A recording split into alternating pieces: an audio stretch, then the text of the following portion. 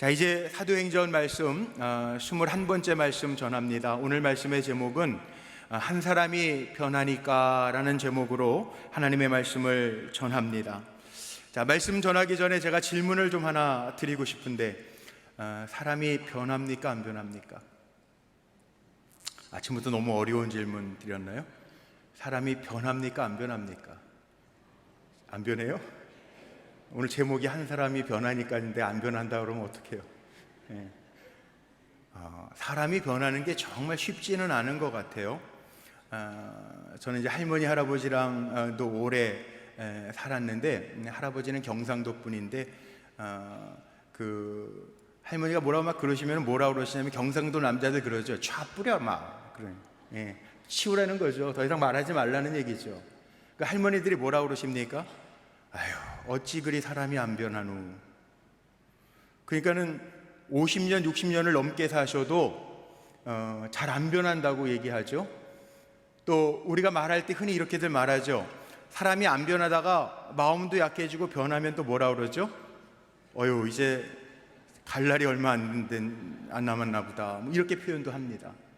사람이 잘 안 변해서 그런 것 같아요. 그런데 잘 안 변하는 것 같지만 결론부터 이야기하면 사람이 변하는 것은 쉽지 않은데 성령이 역사하시면 변합니다. 그래서 우리가 성령 충만함을 기도하고 있는 거죠. 성경에는 분명히 고린도후서 5장 17절에 이야기합니다. 그리스도 안에 있으면 새로운 피조물이라. 이전 것은 지나갔으니 새로운 것이 되었도다. 오늘 우리 찬양대가 저랑 작전을 짠 것도 아닌데 날 새롭게 하소서 이렇게 찬양했어요. 그러니까 오늘 우리 예배 드리면서 오늘 이 자리가요, 지난주보다 나은 자리가 되기를 주의 이름으로 축복합니다. 우리 성도님들 오늘 9월 첫날 맞이했는데 8월달 한 달 살았던 것보다 더 새롭고 더 변화된 9월 한 달을 살아가시기를 주의 이름으로 축복합니다. 그 증거가 오늘 읽은 20절 말씀부터 보았는데, 이 사도행전 9장 말씀은요, 사울이라고 하는 청년이 정말 예수님을 만나서 변화된 사건을 기록하고 있어요. 18절 말씀에 보면 다메섹에서 주님을 만나게 된 사울의 눈에서 비늘 같은 것이 벗겨져서 다시 보게 되었다라고 하는 말씀이 있습니다. 주님을 진짜로 만나면 다시 보여지는 것들이 있습니다. 주님을 진짜로 만나면, 성령이 역사하시면 새롭게 보여지는 것들이 있습니다. 그래서 흔히들 신앙생활 하시면서 은혜 받으면 달리 보인다라고 표현을 하죠. 흔히 많은 사람들은 이렇게 표현해요. 우리가 행복해 살려면 세상이 좀 변해야 돼, 달라져야 돼, 그렇게 얘기해요. 우리의 삶을 둘러싸고 있는 환경이나 주변 여건이 달라지면 행복이라고 하는 것이 저절로 생겨질 것으로 착각하는데, 물론 환경과 여건이 달라지면 조금 변하는 것들도 있을 것입니다. 그러나 사람이 바뀌지 아니하면 세상은 절대 달라지지 않습니다. 오늘날 물질 문명이 이것을 증명합니다. 분명히 세상은 겉보기에 풍요롭고 편리해져 있습니다. 예전에 비하면요, 먹을 것 정말 많아졌어요. 예전에 비하면요, 입을 것들 많아졌어요. 예전에 비하면 너무 편리한 세상을 살아요. 요즘에 핸드폰 하나만 있어도 다 해요.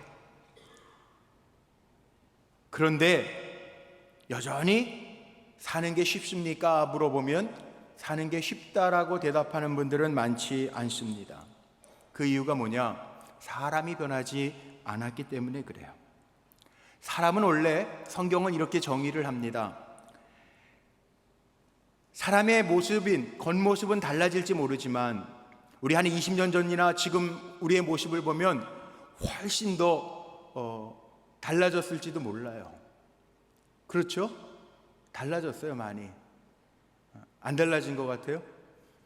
저는 오늘 또 일부 예배 때도 이렇게 설교를 했는데, 오늘 일부 예배 세 가족이 오셨는데요, 조금 전에 일부 예배 세 가족이 오셨는데, 세 가족 영접실에서 제가 영접하고 만나고 기도해드리고 사진 찍고 하는데, 세 가족 오신 분이 뭐라고 저한테 그러시냐면은, 무슨 목사님이 이렇게 젊으시네요.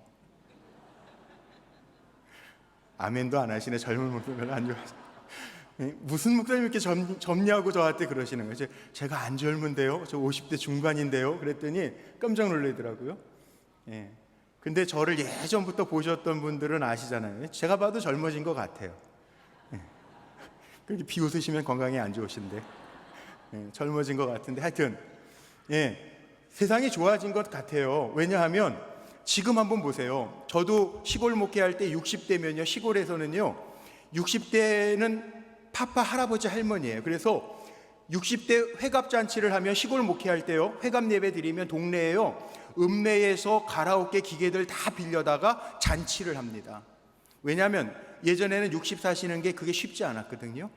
근데 요즘에 60대 어르신이라고 하면 기분 나쁘죠. 60대는 오빠도 아니에요. 요즘에는 맘먹어줘야 돼요, 친구라고. 세상이 변했어요.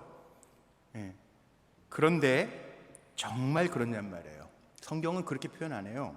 우리가 겉모습은 달라질 수 있지만 성경의 사람은요 본질상 죄인이에요. 한번 볼까요? 예레미야서 17장 9절 말씀에 보면 만물보다 거짓되고 심히 부패한 것은 뭐라? 사람의 마음이래요. 누가 능히 이를 알리오마는. 우리 마음이 부패한 사람, 본질상 죄인이에요. 예레미야서 13장 23절 말씀에 보면 이 구스인이 그의 피부를, 이 구스라고 하는 거 아프리카 사람을 얘기하는데, 구스인이 그의 피부를, 표범이 그 반점을 변하게 할 수 있느냐? 할 수 있을진데 악에 익숙한 너희도 선을 행할 수 있으리라. 이 흑인이 피부를 바꿀 수 있느냐? 표범이 몸의 반점을 어떻게 없앨 수 있느냐? 사람, 악에 익숙한 너희도 선을 좀 행해봐라, 뭐 이런 뜻입니다. 사람이 변하는 것, 이거 참 쉽지 않은데 제가 곰곰이 묵상을 좀 해봤습니다. 사람 어떻게 하면 변하지? 목회하면서도요, 죄송합니다, 목회하면서도 성도님들이 변하는 모습을 갖는 것이 쉽지 않더라고요. 우리의 모습을 한번 반성해 보세요. 10년, 20년, 30년, 40년 예수 믿었는데 변했는가? 좋은 방향으로 변했는가? 오히려 처음 예수 만나고 예수 믿을 때 그 뜨거웠던 심령이 오히려 나태해지고 게으러짐에 변화는 있을지 몰라도 더 주님 앞에 가까이 가고 더 복음의 열정을 가지고 정말 주님이 기뻐하시는 삶을 살아가고 있는가 생각해 보면 조금 부족한 모습들이 마음에 많이 느껴질 거예요. 사람이 변하는 것이, 한번 생각해보면 사람에게는 의지가 있다고 그러는데, 마음이 있다고 그러는데, 마음 먹기에 달렸다고 그러는데 정말 우리가 결심하고 노력하면 우리가 바뀔 수 있는가? 세상 사람들은 작심삼일이라고 이야기합니다. 아무리 의지가 강해도 한번 보세요. 우리 교회도 성도님들 가운데에는 연초가 되면 기도 제목들 내놓으시면서 담배 금년에는 끊게 해주세요. 담배 끊으신 분들 계세요? 금년에? 결단은 해마다 하는데 잘 안 되잖아요. 절주하는 것 하나도 내 마음대로 안 되잖아요. 요즘에 젊은 아이들을 데리고 있는 부모님들 그 얘기 많이 해요. 아이들이요, 어린 아이들도요 컴퓨터 게임에 빠져서 엄마하고 약속해요. 하루에 1시간만 하기로. 근데 그게 절제가 잘 되느냐? 안 돼요. 마음 의지가 있어도요, 마음이요, 이 사람의 마음이 움직이더라고요. 마음 먹기에 달렸다고 그러는데 마음 먹은 것도 지키기가 참 힘들어요. 제가 마음 먹고 다이어트를 했거든요. 보기에 좋죠. 그런데 요즘에 와서 마음이 자꾸 흔들려요. 먹을 거 보면 이거 먹어야 되나 말아야 되나. 사람 마음이 다 그렇더라고요. 이 마음도요, 의지도요 변해요. 근데 마음 먹기에 달렸다고는 그러는데 이것도 유지하기가 쉽지 않아요. 그러면 지식으로는 사람이 변할 수 있습니까? 겉모습은 조금 변할 수 있을 것 같아요. 마음 먹고 또 배우고 그러면 근본적인 변화는 아닐지라도 배운 사람들은 그래도 좀 참을 줄도 알고 인내할 줄도 알고 겉모습은 조금이라도 달라지는 것 같기는 하지만 완전히 변하는 건 아닌 것 같아요. 왜냐하면 요즘에 최신 문명의 시대를 산다고 하고 고학력 시대를 산다고 하지만 그렇다고 사회가 달라졌습니까? 범죄가 전혀 없어졌습니까? 그렇지도 않잖아요. 그러면 요즘 얘기하는 뭐 적폐청산 그러는데 법을 강하게 해서 다스리면 사람이 변합니까? 범죄율은 조금 줄을지 모르지만 법을 강하게 한다고 해서 사람을 변하게 할 수 있는 것은 아닌 것 같아요. 저는 신학대학 시절에 4년 동안 내내 유치장 선교회 클럽, 그때는 클럽이라고 그랬는데, 동아리라고 안 그러고 클럽이라고 그랬는데, 유치장 선교회에 4년 동안 해서 매주 월요일만 되면 종로경찰서 지하 유치장에 들어가서 그들과 함께 예배드리고 상담하고 기도해주고 나오는 일을 했어요. 매주 월요일 2시에. 그런데요, 정말 많은 사람들 만났는데요, 거기 들어가 보니까요, 전부 다 죄인들이기는 하지만 별들을 달아요. 별 14개, 별 15개. 예. 옥에 오랫동안 갇혀 있다고 그들이 변해서 새로운 삶이 되는가? 아니더라고요. 별이 자꾸 늘어나요. 점점 재범률이 줄어드는 게 아니라 더 많아져요. 사람 변하는 게 법을 강하게 한다고 되는 것도 아닌 것 같아요. 인간의 마음이 그럴 수밖에 없는 게 성경에 보면요, 디모데후서 3장 1절로 4절 말씀해 보니까 말세의 징조를 이렇게 표현해 놨어요. 한번 눈으로만 따라와 보세요. 제가 읽어 드릴게요. 너는 이것을 알라. 말세에 고통하는 때가 이르러 사람들이 자기를 사랑하며 돈을 사랑하며 자랑하며 교만하며 비방하며 부모를 거역하며 감사하지 아니하며 거룩하지 아니하며 무정하며 원통함을 풀지 아니하며 모함하며 절제하지 못하며 사나우며 선한 것을 좋아하지 아니하며 배신하며 조급하며 자만하며 쾌락을 사랑하기를 하나님 사랑하기보다 더하며. 이게 마지막 때 사람들의 마음의 모습이라는 거예요. 이 예언의 말씀대로 요즘에 보면요, 인공지능 시대라고 IT 기계들과는 사람들이 친숙해 가면서 관계를 맺고요, 온라인상에서는 멀리 떨어져 있어도 뭐 하는지 다 알 수 있고 교류할 수 있어요. 온라인상으로 그런 관계들을 유지해요. 그런데 오프라인상으로는요, 사람들 관계 맺는 거 잘 못합니다. 사람들이 감정 조절도 잘 못하고요, 나하고 좀 다르면 적대시하고요. 요즘 뉴스 보면 그런 뉴스들 나오죠. 운전하다가 조금만 자기가 불편하면 내려가지고요, 사람들 두들겨 패요. 아니, 전반적인 사회가 그런 건 아니지만 많은 사람들이 그렇게 살아가고 있다는 거예요. 그렇다면 과연 사람은 정말 변화될 수 없는가? 영영 불변의 사람으로 사는 건가? 절망적인 것인가? 아닙니다. 가능성이 있습니다. 오직 한 가지, 하나님의 능력과 성령의 역사하심 안에서 가능합니다. 이 경험을 한 사도 바울은 고린도후서 5장 17절, 제가 서두에 읽어드렸던 말씀인데 같이 한번 소리내서 읽어볼까요? 그런즉 누구든지 그리스도 안에서 있으면 새로운 피조물이라. 이전 것은 지나갔으니 보라 새 것이 되었도다. 사람이요, 진정 예수님 만나면, 성령의 충만하심이 임하면 변화되더라는 거예요. 사도 바울이 경험했잖아요. 이 사도행전 9장에 이 변화의 이야기가 기록되어져 있지 않습니까? 아니, 교회를 10년 다니면 20년 다니면이 아니라 예수를 진짜로 만나면, 성령의 충만함이 부어지면 변한다는 거예요. 우리가 구원받은 것도 우리의 의지대로, 우리가 지식으로 배워서 구원받은 것이 아니라, 디도서 3장 5절 말씀에 보면 우리를 구원하시되 우리가 행한 바 의로운 행위로 말미암지 아니하고, 우리의 행위로, 의로운 행위로 구원받은 것이 아니고 오직 그의 긍휼하심을 따라 중생의 씻음과 성령의 새롭게 하심으로 하셨으니, 성령의 임하심으로 우리를 구원하셨다는 거예요. 하나님의 영이 우리에게 임할 때 우리가 새롭게 변할 수 있다는 거예요. 사람 변하는 게 내 의지대로, 아니면 지식을 습득해서 법을 강화해서 변하는 것이 아니라, 주님을 진짜 만나면, 성령이 내게 임하시면 우리가 변한다는 거예요.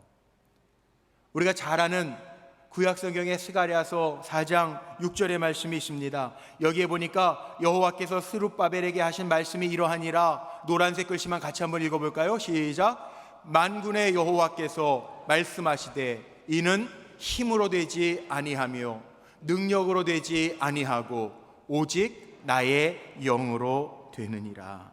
아멘. 여러분 아멘이시죠? 우리가 경험하는 일들 아닙니까? 하나님이 하셔서 변화되어지는 것, 예수 만나서 변화된 것, 내 힘으로가 아니라 성령이 도와주셔서 변화된 것이 얼마나 많습니까? 지난 주간에 우리 젊은 가정에 신방을 했는데요, 그 남자 집사님이 이런 고백을 하시더라고요. 담배를 고등학생 때부터 피웠으니까 한참 핀 거잖아요. 담배를 못 끊었는데 세일에 새벽 기도회 하면서 성령이 감동을 하시더래요. 담배 끊으라고. 성령이 감동하시니까 끊어지더래요. 아멘 안 하셔도 끊어지더래요. 성령이 감동하셔서 끊어지더래요. 그러니까 사람의 힘으로는, 의지로는 안 되는데 성령이 감동하시면 되더라는 거예요.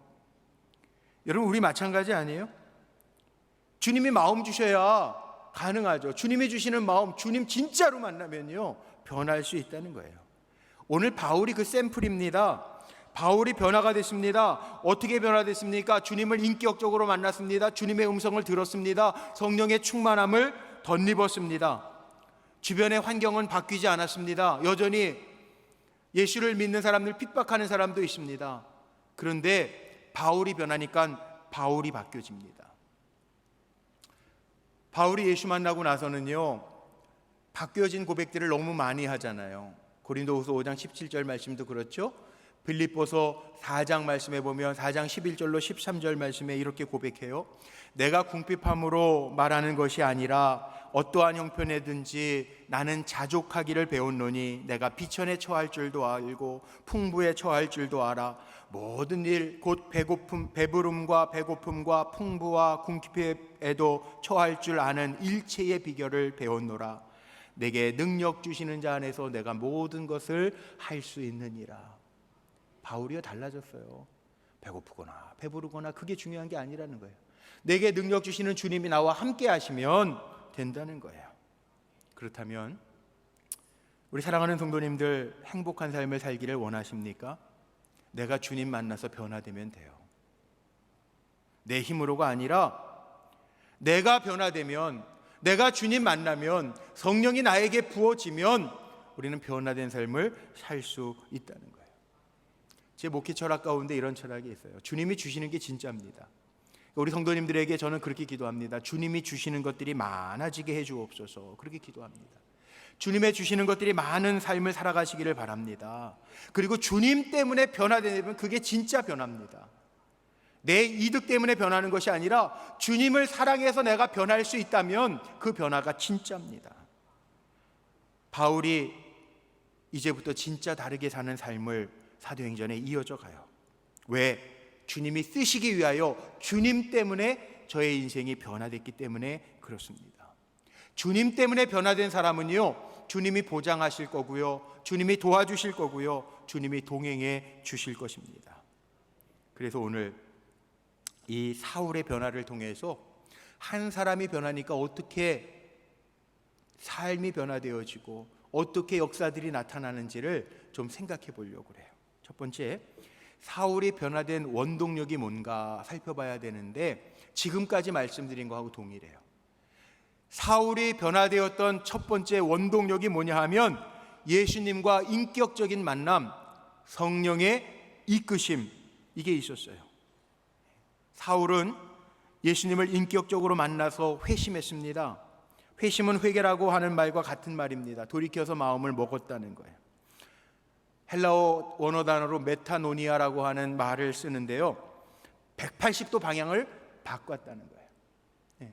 예수님 만나고요 성령이 이끌어 주시니까 사울의 삶이 180도가 달라졌다는 거예요.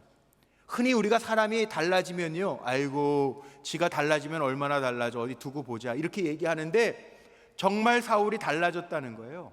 완전히 180도가 달라졌다는 거예요. 21절 말씀해 보니까 주변에 있는 사람들이 다 놀랐습니다. 놀란 정도가 아니라 충격을 받았습니다. 하나님 정말 놀라운 분 아니에요? 180도를 바꿔놓을 수 있는 분이 하나님이라고요. 어떻게? 예수 믿는 사람을 핍박하던 종이었는데 예수를 증거하는 종으로 사울을 바꿔놓으셨어요. 예수의 이름 부르는 사람을 쫓아다니던 사람이었는데 본인이 예수의 이름을 이야기하면서 오늘 말씀해 보니까 쫓겨다녀요. 예수 믿는 사람을 죽이려고 하는 사람이었는데 오히려 예수 믿고 죽음의 위기 속에 놓이는 사람으로 바뀌어져요. 하나님 입장을 완전히 바꾸어 놓으셨어요. 우리 사랑하는 성도님들, 바뀌어야 될 것도 있죠? 내 힘으로 바뀌는 게 아니고요, 우리 오늘부터 이렇게 기도하세요. 주님이 바꿔주세요. 네? 우리도 바뀌면 되겠지만 여러분이 정말 힘든 문제가 있습니까? 내가 바꾸려고 하지 말고 주님이 바꿔주세요. 성령님이 바꿔주세요. 기도하면서 완전하신 하나님이 바꿔주시는 은혜가 임하시기를 주의 이름으로 축복합니다. 두 번째, 그러면 주님이 왜 사울을 이렇게 변화시켜 놓으셨느냐? 다른 게 아닙니다. 주님이 쓰시기 위해서 바꿔놓으신 거예요. 예수의 증언자로 하나님의 도구로 쓰시기 위해서 바꿔놓으신 거예요. 그래서 바꿔놓으시니까 사울이 즉시로 일어나서 예수가 하나님의 아들이심을 선포합니다. 성령이 깨닫게 하시고 우리를 바꿔놓으시면요, 지체하지 마세요. 머뭇거리지 마세요. 여기 사울이 즉시로, 20절에 즉시로 당장 일어나서 틈을 보이면 마귀가 끼어요. 예. 이상해요. 마귀 이름 자체가 디아볼로스, 사이를 틈을 이용해서 들어가는 게 마귀여서 그런지 틈을 보이면 마귀가 들어가요. 우리가 무슨 이렇게 말씀을 듣고 결단할 때에도 즉시 결단하는 게 왜 중요하냐면, 믿음이 왜 결단이라고 이야기하냐면 즉시로 결단하지 아니하면 마귀가 끼어들어서 다시 우리의 마음을 흔들어 놓기 때문에 그래요. 그래서 사울은 주저하지 아니하고요, 즉시로 일어나서 예수가 하나님의 아들임을 증언합니다. 22절 말씀해 보니까 사울은 힘을 더 얻어 예수를 그리스도라 증언하여 유대인들이 당혹해 되었다라고 이야기합니다. 더 힘을 얻어 즉시로 하나님 앞에 결단하고 나아가면요, 하나님 더 힘을 주셔서 강하게 하시는 하나님의 은혜가 있다는 거예요. 사울은 이렇게 쭉 나갑니다. 우리가 아는 것처럼 사울이 바울이 되어서 주후 67년에 로마 네로 황제 시대에 순교하죠. 바울은 전통적으로 목이 잘리는 교수형이 당하는 그런 순교를 당했습니다. 예수를 증거하면서 수많은 위기와 죽을 고비들이 있었지만 끝까지 굴하지 아니하고 복음 전하는 사명을 감당합니다. 그래서 바울 때문에 로마가 변화되고 세상이 변화되어지고, 아마 성경에 예수님 말고는 바울처럼 복음으로 세상에 영향력을 끼친 사람은 아마 없을 거예요. 주님이 힘 주셔서 끝까지 복음을 전하되 옥중에 갇혀서도 죽을 위기를 만나도요, 바울은 뭐라고 얘기합니까? 주 안에서 항상 기뻐하라. 이게 바울의 신앙이었어요. 주님이 쓰시기 위해 바꿔놓으시니까, 주님이 힘 주시니까 그 사명을 가지고 쭉 계속해서 달려갔다는 거죠. 마지막 세 번째는요, 그 변화가 왜 일어났냐면 열매를 맺도록 만남의 축복들, 사람들을 붙여주셨다는 거예요. 하나님이 일하시는 방법은 참 신기해요. 왜냐하면 성경을 처음에 읽을 때 우리가 창세기 1장 펴면 하나님이 세상을 창조하시는데 말씀으로 창조하십니다. 그러니까 어쩔 때는 저도 기도하면서 그런 마음이 막 들어요. 하나님 말씀만 하여 주옵소서. 우리 불꽃교회도 이렇게 아름다운 성전 지어놓고 우리가 영혼 구원을 위해서도 기도하고 그러는데, 우리가 애써서 전도하지 않아도, 예를 들면요, 애써서 전도하지 않아도 세상을 창조하신, 말씀으로 창조하신 하나님 말씀만 하옵소서, 불꽃교회 채워져라 말씀하시면 짠 그러면 채워질 수 있을 것 같잖아요. 아멘도 못하세요? 채워질 수 있을 것 같잖아요. 그런데 왜 하나님이요, 말씀으로 세상을 창조하시고 예수님도 말씀으로 병자들을 고치시고 말씀으로 모든 것을 이루시는데 사람들을 통하여 일하실까? 하나님은 성경을 보니까 하나님의 사람들을 통해서 일하시는 일들이 굉장히 많더라고요. 만남을 통해서 말씀하시기도 하고요, 만남을 통해서 만져주시기도 하고요, 모세를 통해서 이스라엘 백성을 이끌어 놓으시기도 하시고요, 만남을 통해서 성숙해도 하시고요, 만남을 통해서 위로를 받기도 하시더라고요. 사울이 주님 만나고 나서 변화되어지는 과정 속에서 눈이 멀었습니다. 3일 동안 식음을 전폐했습니다. 주님의 제자 아나니아를 보내서 사울에게 안수하고 기도할 때 사울의 눈이 열려집니다. 보게 됩니다. 그리고 힘을 얻어서 예수가 하나님의 아들임을 전파하게 됩니다. 주님을 만나 변하게 되면요, 세상이 다시 보이게 되고 사람들이 보이기 시작하고요, 해야 할 일들, 사명이 보이기 시작합니다. 이게 다른 거예요. 주님이 왜 우리를 변화하도록 하시느냐? 우리의 삶을 통하여 주님이 기뻐하시는 열매들을 맺고 우리의 만남을 통하여 하나님 복 주시기 위하여 우리에게 하나님은 변화를 이끄신다는 거예요. 이렇게 새롭게 영혼의 눈이 열리자 사울은 이전의 사울이 아닙니다. 예수를 믿게 되고요, 더 나아가서는 천국까지 바라봅니다. 주의 일을 해야 되는데 사람들이 믿어주지 않습니다. 유대인들은 유대인대로 저 사람 예수를 핍박하던 사람인데 저거 왜 저래 그러죠. 제자들은요, 예루살렘에 있던 제자들은 사울이 변화되었다라는 이야기를 들으니까 두려워했다고 26절에 나와 있습니다. 두려워할 때 오히려 바나바를 붙여주셔서 바울의 사역과 사명을 하나님은 이루어가게 하십니다. 바나바가 어떤 사람이에요? 사도행전 4장에 이미 나왔습니다. 바나바는 사도행전 4장 36절 이하의 말씀에 보니까 레위 사람인데 이름은 요셉이라 사도들은 저를 일컬어 바나바라, 위로하면 위로의 아들이라, 그가 밭이 있음에 팔아 그 값을 가지고 사도들의 발 앞에 두니라.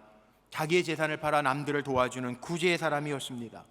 사도행전 11장 24절 보니까 바나바가 또 한 번 등장하는데, 바나바는 착한 사람, 성령과 믿음이 충만한 사람, 이에 많은 사람들이 큰 무리를 이루게 된 영향력이 많았던 사람이라고 이야기해요. 초대교회 공동체에 꼭 필요했던 사람이죠. 착한 사람, 성령과 믿음이 충만한 사람. 그래서 큰 무리가 저를 보면서 모여들었던, 덕이 있던 사람이었다는 거예요. 교회는요, 바나바 같은 사람 많으면 참 좋아요. 저희 말씀 준비하면서 어떤 기도를 중간에 했냐면, 하나님, 우리 불꽃교회도 바나바 사역이 있죠. 새 가족들 오시면 잘 정착하도록 안내해드리고 도와주는 바나바가 있어요. 교회들이 요즘에 바나바 사역들 많이 합니다. 바나바는요, 잘 적응하도록 사람을 도와주고 품어주고 세워주는 사람이 바나바예요.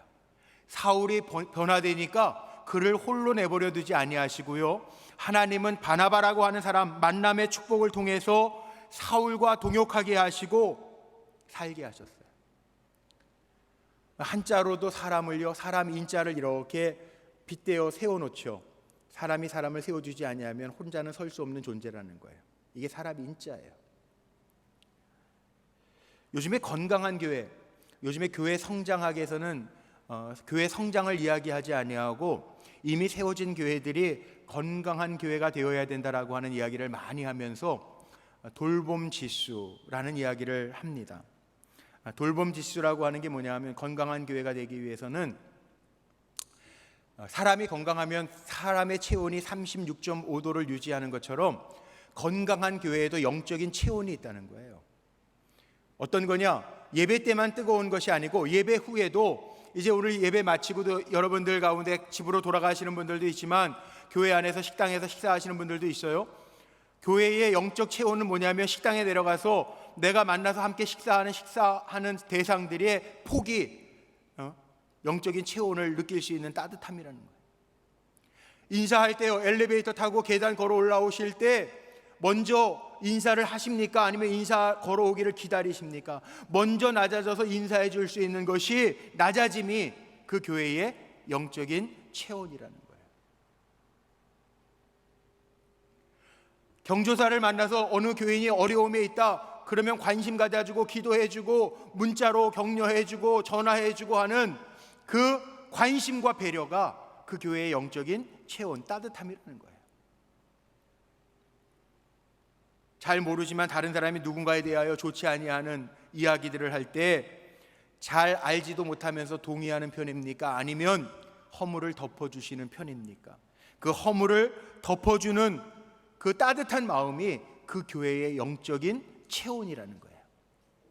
그래서 건강한 교회는 마치 건강한 사람에게는 36.5도라고 하는 따뜻함이 있는 것처럼요, 살아있는 교회, 건강한 교회에는 영적인 온도가 있다는 거예요. 저는 우리 불꽃교회가 담임 목사로서 불꽃교회라고 하는 이름이 얼마나 저는 좋은지 몰라요. 왜냐하면 이름만 들어도 따뜻하잖아요. 불꽃, 따뜻함이 느껴지지 않아요? 그런데 이름만 따뜻하면 안 되고요, 우리 교회에 정말 지금처럼 살아있는 교회처럼 영적인 체온, 따뜻함이 유지되면서 나아갈 때 우리 교회는 더 아름답게 주님의 사명을 감당하면서 하나님을 기쁘시게 하는 공동체가 되리라 믿습니다. 만남의 축복을 통해서 따뜻함을 가지라는 거예요. 우리 대한민국의 20세기의 큰 사상가를 꼽으라면 1901년도에 평안북도 용천에서 태어난 함석헌 선생님, 저희 때는 함석헌 옹 할아버지셨으니까 대학 시절에는 그렇게 표현했는데 이미 1988년도에 돌아가셨죠.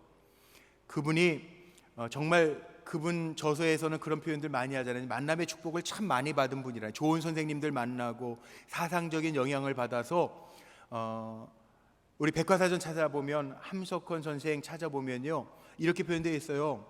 기독교 사상가, 언론인, 종교가 이런 식으로 표현이 되어져 있습니다. 그런데 이 함석헌 선생님이 쓴 시, 여러분들이 잘 아는 시지만 그 사람을 그대는 가졌는가 라고 하는 시가 있습니다. 자기 자신이 만남의 축복을 많이 누렸기 때문에 고백한 건데요, 제가 한번 좀 읽어드리려고 그래요. 언제 읽어도 참 마음에 감동이 되는 시입니다. 제가 한번 읽어드릴게요. 한번 들어보세요. 나에게도 이런 사람이 있는가 한번 생각해 보면서 들어보세요. 말리길, 나서는 길, 처자를 내맡기며 마음 놓고 갈 만한 사람, 그 사람을 그대는 가졌는가? 온 세상 다 나를 버려 마음이 외로울 때에도 너뿐이야 하고 믿어주는 그 사람을 그대는 가졌는가? 탔던 배 가라앉을 때 구명대 서로 사양하며 너만은 제발 살아다오 할 그 사람을 그대는 가졌는가? 불의의 사형장에서 다 죽여도 너희 세상빛을 위해 저만은 살려두거라 일러줄 그 사람을 그대는 가졌는가? 잊지 못할 이 세상을 놓고 떠나려 할 때 너 하나 있으니 하며 빙그레 웃고 눈을 감을 그 사람을 그대는 가졌는가? 온 세상의 찬성보다도 아니요 하고 가만히 머리 흔들 그 한 얼굴 생각에 알뜰한 유혹을 물리치게 되는 그 사람을 그대는 가졌는가? 언제 읽어도 마음에 짠한 감동을 주는 시인 것 같아요. 여러분 자신이 이런 사람이 될 수도 있고요, 또 이런 사람을 갖는 사람이 될 수도 있습니다. 오래전에 상담학을 공부할 때 그 상담학자 가운데 하인츠 코치라고 하는 사람이 있는데요, 이 사람이 남겨놓은 그 거울 이론이라고 하는 이론이 하나 있습니다. 무슨 말이냐 하면, 인간은 누구나 자신을 거울처럼 비춰줄 타자가 필요하다는 거예요. 자기를 볼 수 있는 누군가가 필요하다라고 하는 이론이에요. 사람이 변하면요, 뭐가 보이는 줄 아세요? 사람이 보이는 게 당연한 겁니다. 내가 귀하면요, 내 옆에 있는 사람이 귀하게 느껴지는 것이 당연한 겁니다. 교회 안에서 왜 사람이 주님 만나서 성령으로 충만해서 변화되어야 되냐 하면, 이렇게 변화된 사람이 많을 때 그 공동체가 교회이기 때문에 그렇습니다. 여러분, 교회 안에서 나 외에 다른 사람들이 귀하게 보이십니까? 내 하나가 변화되니까 다른 사람을 세워줄 수 있고, 다른 사람을 품어줄 수 있고, 다른 사람을 힘있게 세워줄 수 있는 역할을 감당하게 된다는 거죠. 주님이 우리를 왜 변화시키셨냐 하면 이런 이유 때문에 변화시켜 주신 거예요. 주님 왜 우리를 만나 주셨냐 하면 너희도 눈을 열어 세상을 다시 보라고 주님이 우리를 변화시켜 주신 거예요. 오늘 말씀의 결론을 내리고 마칠게요. 31절을 함께 좀 읽어보고 마치면 좋을 것 같아요. 우리 31절 말씀은 크게 한번 읽어볼까요? 시작. 그리하여 온 유대와 갈릴리와 사마리아 교회가 평안하여 든든히 서가고 주를 경외함과 성령의 위로로 진행하여 수가 더 많아지니라. 아멘. 한 사람이 변하니까, 사울 한 사람이 변하니까, 그리하여 오늘 마지막 읽었던 31절의 말씀에 그 사울의 변화로부터 시작해 만남의 축복으로 이어져 가면서 그리하여 그 교회가 평안해지고요, 든든히 세워지고요, 주를 경외하는 영적인 분위기와 성령의 일하심을 통하여 교회가 점점 더 부흥해 갔다라고 기록하고 있어요. 나 한 사람으로부터의 변화가 그리하여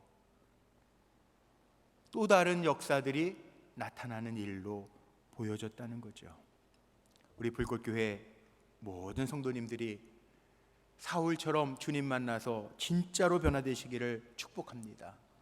때로는 바나바처럼 따뜻한 인격으로 다른 사람들을 세워주고 품어줄 수 있는, 그래서 우리 불꽃교회가 그리하여 평안하여 든든히 서가는, 성령의 위로가 넘치고 많은 구원받는 영혼들이 늘어나는 영적인 공동체가 되기를 간절히 소망합니다.